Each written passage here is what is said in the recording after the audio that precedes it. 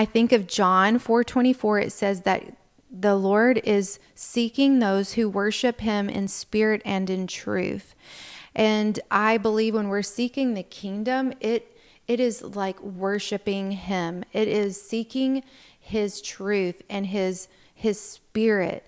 It's laying everything down. It is about being like this posture of surrender constantly, if this dependability on our Savior. It's like understanding his vastness, his grand sovereignty, and trusting him with everything, even though nothing a lot of times doesn't make sense. But it's just that willingness to lay your life down, lay your will down for his. It's like that worship. It's pouring your anointing oil on his feet.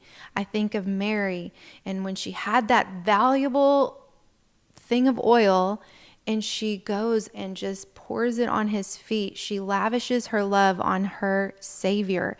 It is about that. It is this I am so in love with you, Lord. I want to devote my everything to you, Lord, kind of thing. It's like that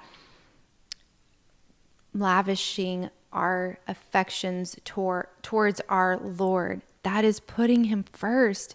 That's the way I see it. You may see it differently. And not only that, I see it